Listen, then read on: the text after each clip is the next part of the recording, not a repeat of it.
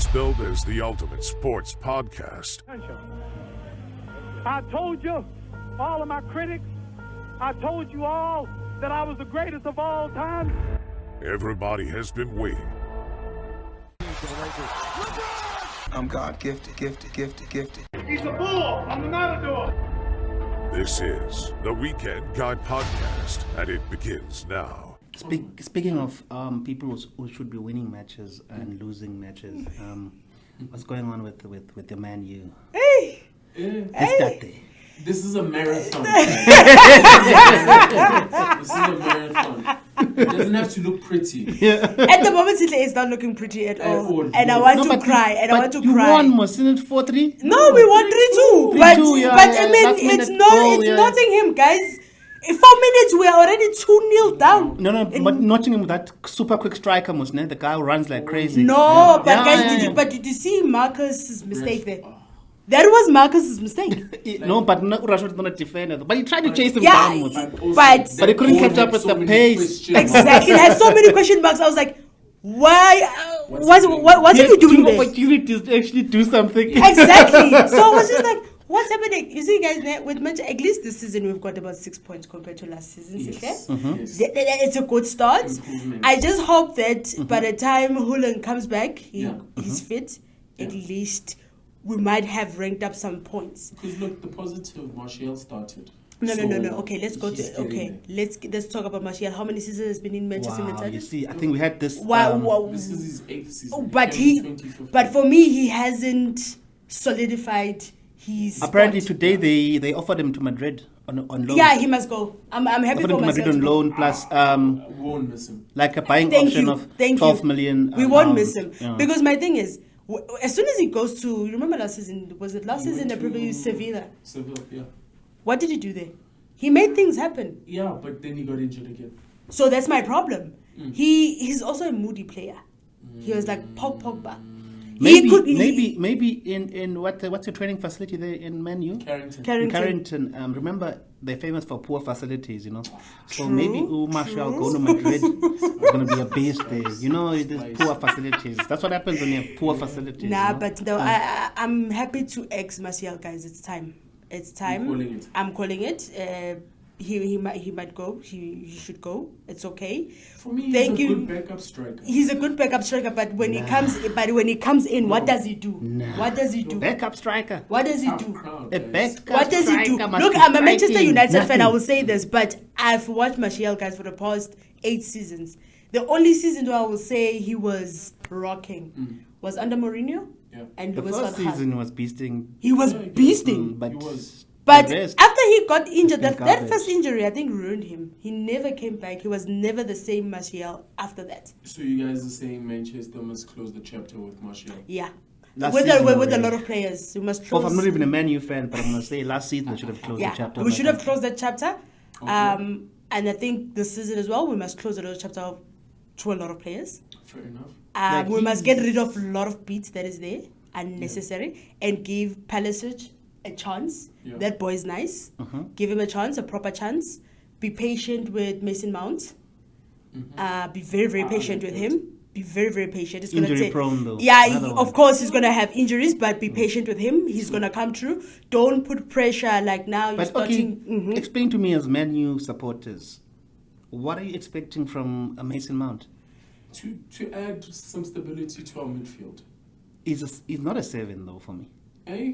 He's never been I a think- 7 I for think me. so. I think he is because A winger, left no, wing. No. He's not playing left wing. He's in the middle. He's the central- AMF Central. attacking mid. Central. Central. Mid. So it's He's a him, CMF, yeah, CM rather, because it's Casemiro, Mount, and Bruno, Yeah, and then they tend to play in a diamond. yeah. Yeah, but it's just that the pressure probably of. But if you playing for have United, trying too Casemiro, much too Mos, soon. Yeah. give Casemiro, he can move forward, covers you, he can attack and defend, Mos, so he's more of a defensive mid. Yeah. You have Bruno Fernandes there. Yeah. For me, Mason Mount is supposed to be an AMF. I think Literally, coverage- I think who the plays at coverage- AMF? Because of It's Bruno. It's Bruno. It's Bruno. Then you can't have the both of them in the same team. You can. You because, can. Look, for me, the Christian Eriksen profile Mason Mount is a younger version Of that. Eriksen, yes. So Okay. Eriksen complemented Casemiro. Where we need someone who can find. Christian pass Eriksen and is a goals. pure CMF, centre midfield.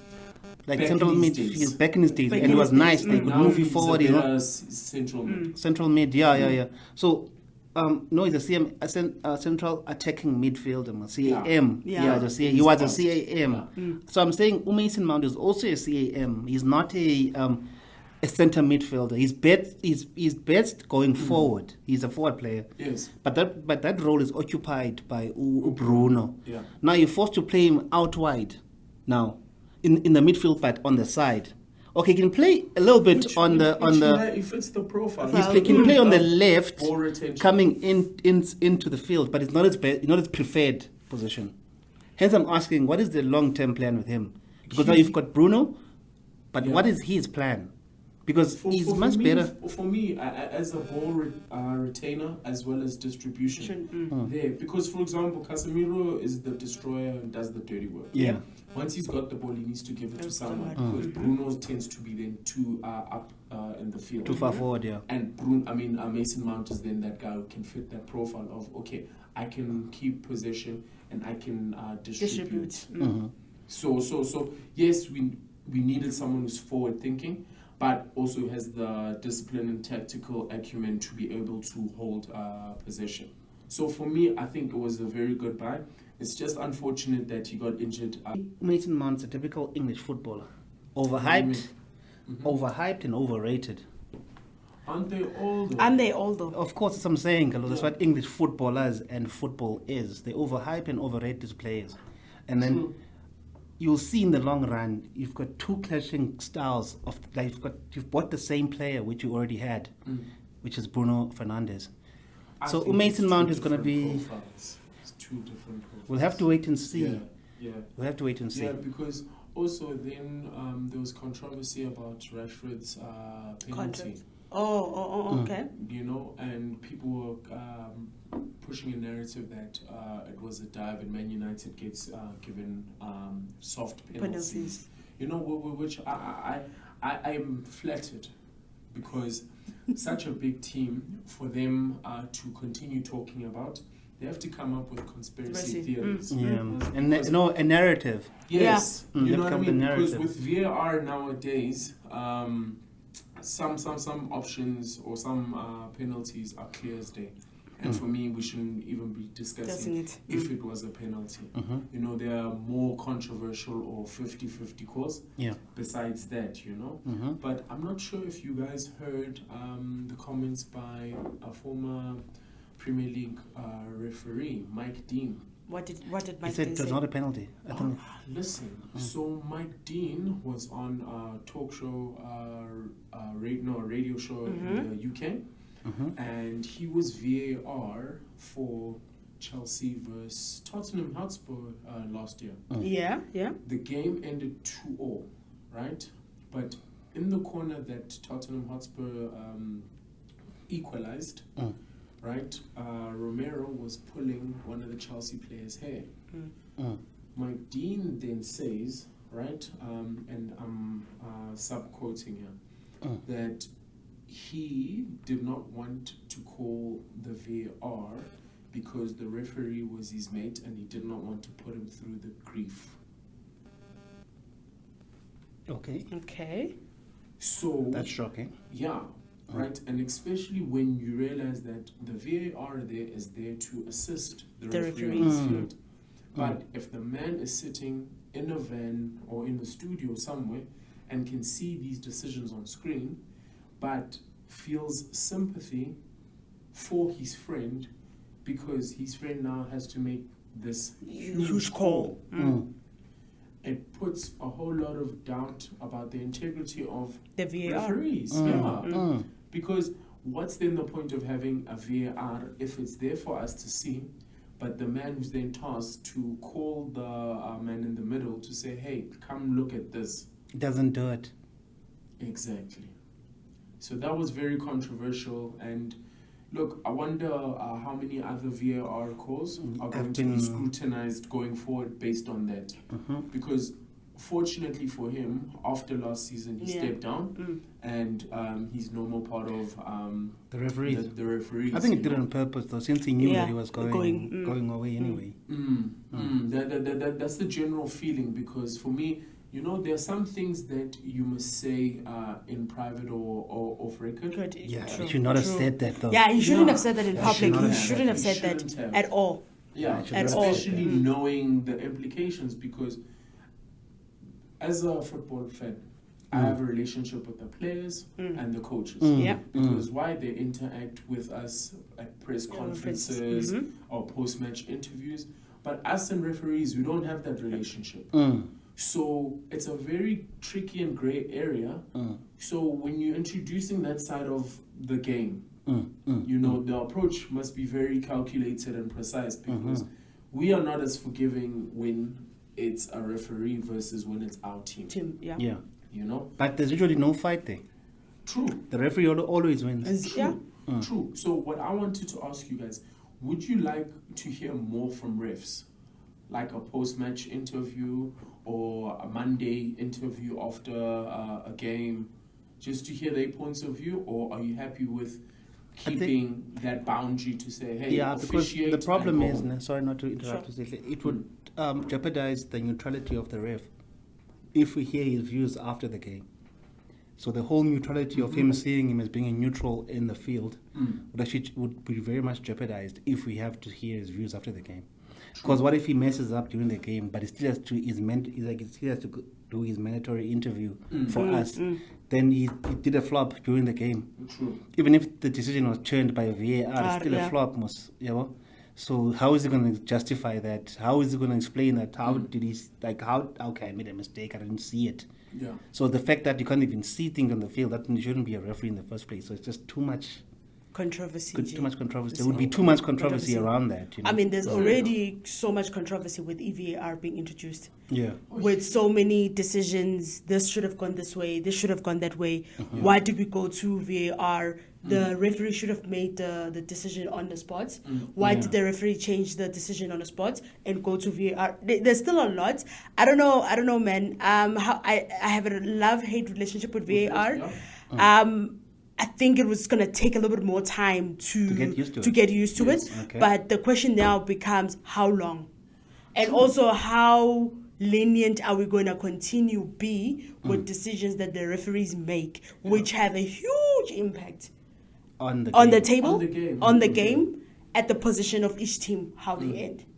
Because why I'm leaning towards this now is to get your opinion. So, for example, in tennis, they've got video assistants. In cricket, they've got video assistants. And generally in those two sports, for example, it's quite successful. You know? It is. Yeah. Why are we still getting it wrong in football? Are we then complicating it?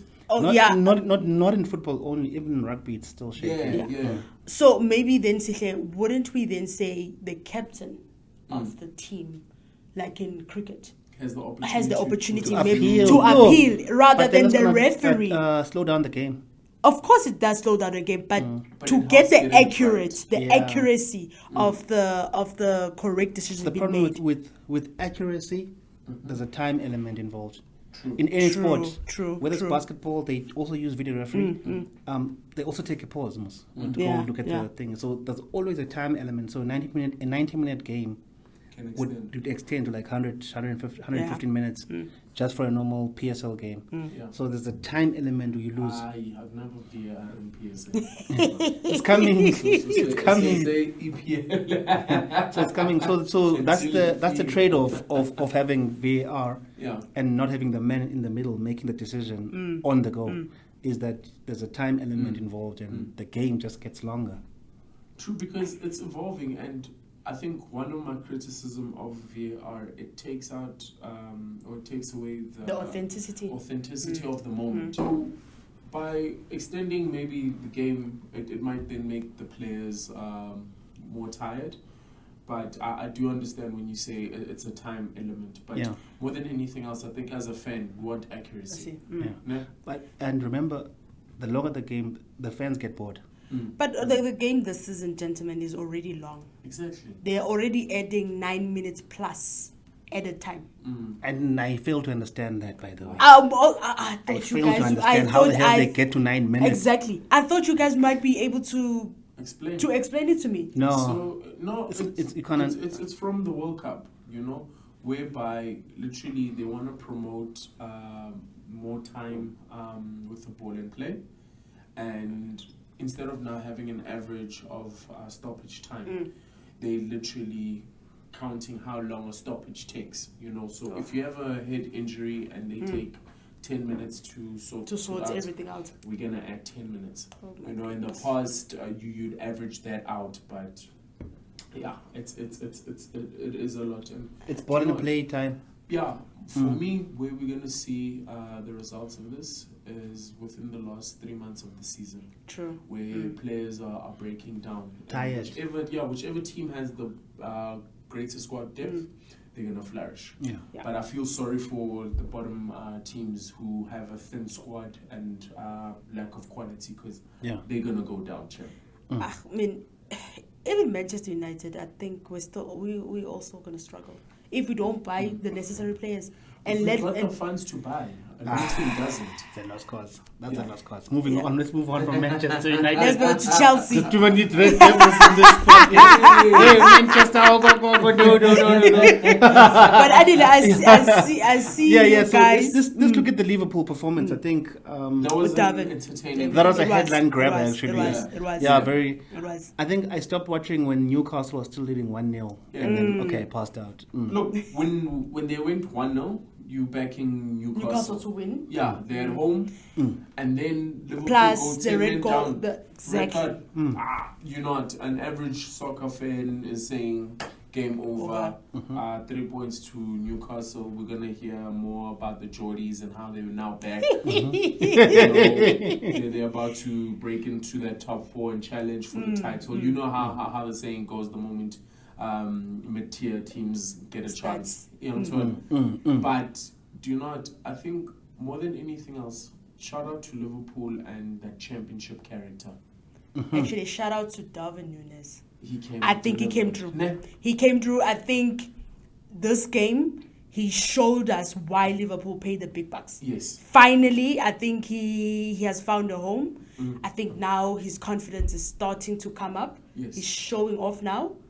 And he's like, I'm going to show you guys. Because he's a talent, champ. And He is. He pitched is. up. But I'm gonna interject a bit and say, I don't wanna, I don't wanna celebrate his achievements too early.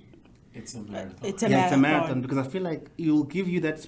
It was like a special goal, whatever. Yeah. But the next match we're gonna flop, go back to his normal. But for now, we're gonna give him his flowers. Let's give him his flowers for now. His flowers. Go back to the normal. He can run. I don't know what when it comes to finishing and him being lethal, just missing that edge. Yeah. So I think last season, he got some goals.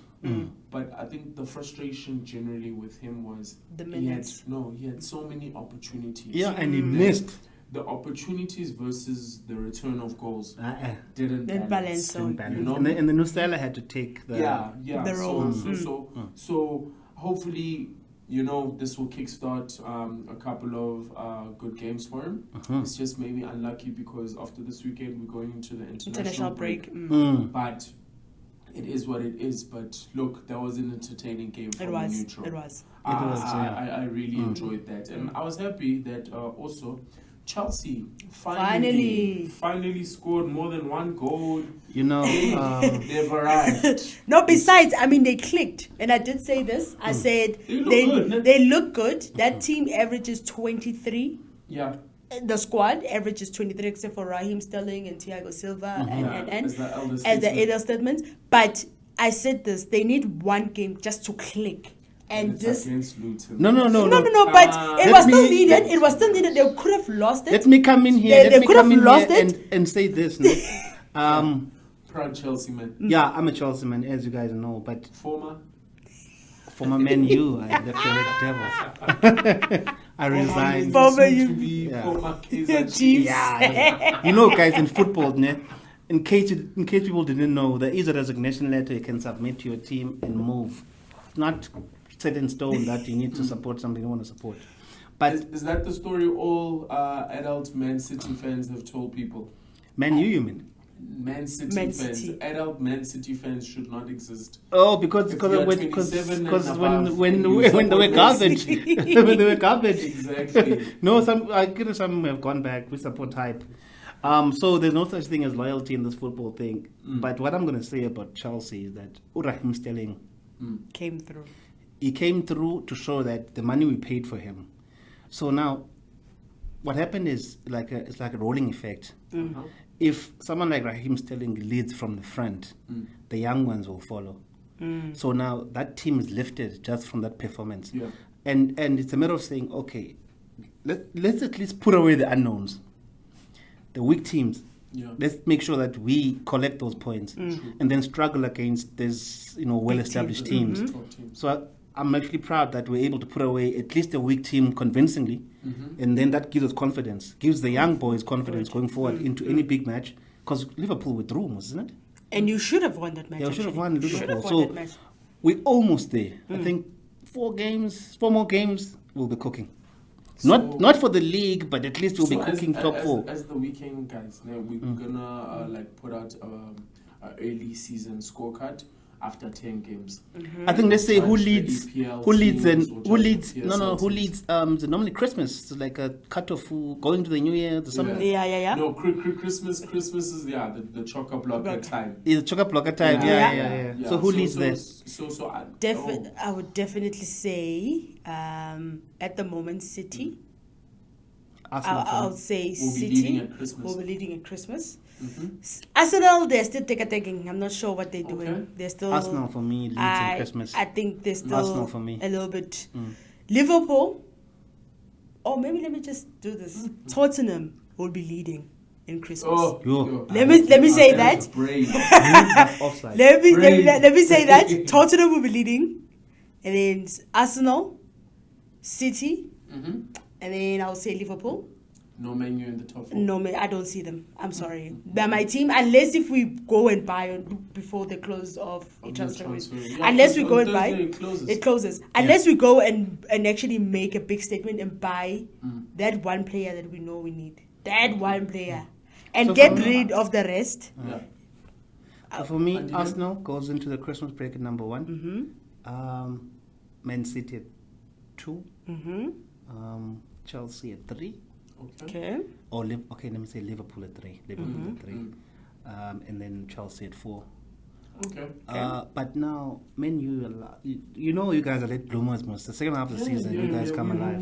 We get it right. So it will be like a close for me. Okay, let me say the third position is close between Chelsea, Liverpool, and Man Man U. U, of course. Like, it will be that Of course. fight. But Arsenal goes in up front, because I feel like Man City is gonna flop at some point because you can't sustain that in terms of losing half your influential players, still be at that level. Yeah. You can't. So eventually, it's gonna gonna impact them. It's gonna tell. So Arsenal, same players from last season. Yeah. They just need to gel with the new ones, and they're playing nice. They drew, wasn't it? Didn't it draw? They drew 2-2 with Fulham. Yeah, Oh, Fulham, okay. Fulham played out of their lungs.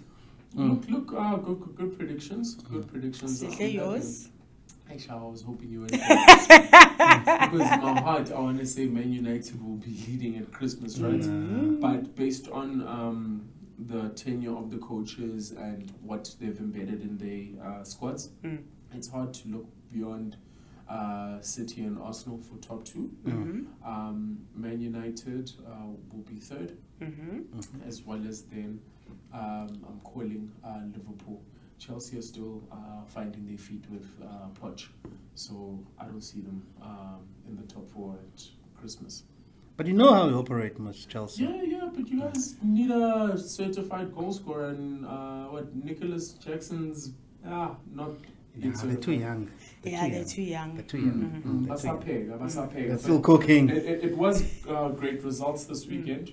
For Did example, you West Ham hear and that? Brighton. Yeah, but let me before you Ooh, go but there, before we Brighton leave lost. Chelsea. Before we leave Chelsea, did you see that our dollar has bought more shares in another team in another country? And then the fans of the team were like striking. How can you own 2 clubs? I'm like, it's those Billy. Those Billy. It's Todd, whatever's his name again? Yeah, Todd Bowley. Top Yeah, bowling. he's like balling. Like, but another club. I'm glad that guy in Saudi because he would have done more Damage. Yeah. You would have killed the league, eh? Yeah, He would have bought. They would have bought Ronaldo to Chelsea. They're not playing around those guys. Yeah. Yeah. But outstanding results this weekend was West Ham and against Brighton. 3-1. I didn't see that coming. Did you guys see it? No. West Ham is at David Moyes team. Yeah. No, those guys are playing well. Didn't they beat someone last weekend? Yeah, no, they've been on a 2-game winning streak. No, they but beat someone. Brighton, Who did they beat last weekend, man? At London Stadium. Spurs. Yeah. No, Chelsea. No, Chelsea, man, they Chelsea. beat Chelsea. Chelsea. That's what I'm saying. That's why I can't. Yes. PTSD. So much Remember with West Ham, ne? They're building from last season. So they did the UEFA Cup, wasn't it? Or Europa League. Conference. They only lost to Declan Rice and then they replaced him. So they've got the synergy. Very well. So they've got the synergy going, and we like since they beat us, Yeah. it can only go better from there. Confidence. Those are players are, True. But Yeah. what do you think of Arsenal drawing against Fulham? that was a shock. But That was a shock for me but as well. but Very, very Fulham shocking. though, I watched the game. Yeah. Hey, they played out of their lungs though. Those guys played like they came back, wasn't it? Like just Because it was a London derby. yeah, they played out of their. And I was like, okay, this game. I'm not shocked at this result because those guys played, bruh. I saw an interesting stat. I think it's the last 3 home games at the Emirates that Arsenal have conceded in the first minute. Yeah. Is it? Yeah, so it's maybe a thing of Arsenal starting slow, but Fulham played well. But they were behind 2 times because Yeah. Fulham it was 2-1 and then they came Yeah. back with a goal. So those guys played. I watched the game. Those guys played well, bro. They played like okay. Now I was like okay, Fulham. Then like what the hell? Because you're not expecting such a performance from them. It was like they were playing a cup final. Any or something. cause of concern if you're an Arsenal fan, guys? No, really. not yet. Not really. Yet. Still early. No, it's still Not early. really. Because we've got a big one next week. It's United versus Arsenal, at yeah. the Emirates. Yeah. Plus United won in the US, so it's going to be interesting to see See what this, they the, do. what they but did for me, different. Arsenal takes that one at the current moment because of Yeah. synergy. Yeah. Okay. They just have more synergy at the current moment compared to Man U. If we don't draw, we're going to lose that match 1-0. If we don't draw. Because remember, in big games, they lift their performance. Galore. Yeah. So everybody gets into another gear.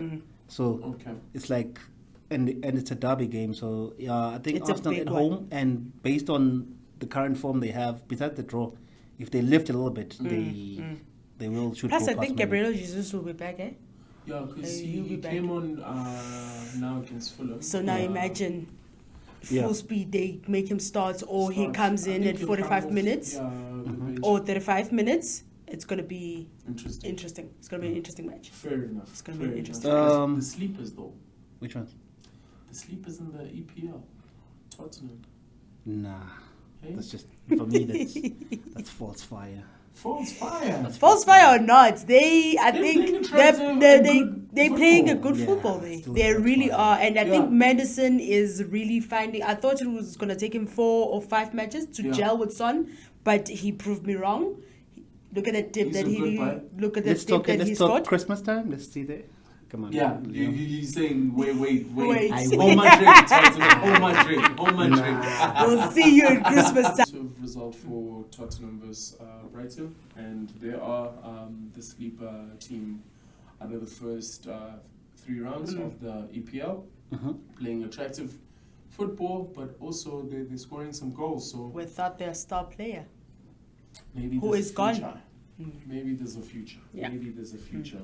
But also we did give West Ham a shout out. You know, 3-1 versus Brighton is a very impressive result. flying high Brighton, might I add. I was shocked of that result actually, Yeah, because they've been scoring 4 goals, Brighton. yeah. For the Yeah, past they- 2 matches. they- So this result was a shocker for me. True. They were Because- flat as well. They were Yes. very, very flat. So much so, but there was an interesting stat. Brighton had about like 75 to 80% of possession. Possession.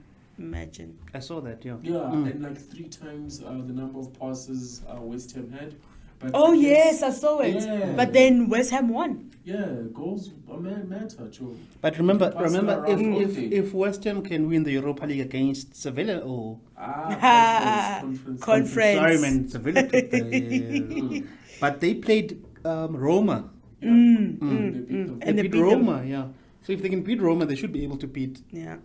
those And I think lowliers. I think Moyes is also recruiting very well. He's using that Declan Rice money Money well. wisely. Yeah. He's not just going out in the market for willy-nilly just to buy. He's recruiting properly. Proper players. Yeah, Yeah, because Proper they got, players. Ward Price and Prowse. I mean, and I saw today they announced the Ghanaian Kudus. Oh yes. So He's also in. So Yeah, but I'm liking that Nottingham Forest guy. That guy's got pace for days. Yeah. Really? yeah. He's amazing. Yeah. He showcased against Liverpool last season. I was like, woo! 3 goals this He season. goes already. Yeah, He's he's amazing. top scorer, man. He's a top scorer. Top scorers, yeah. Yeah.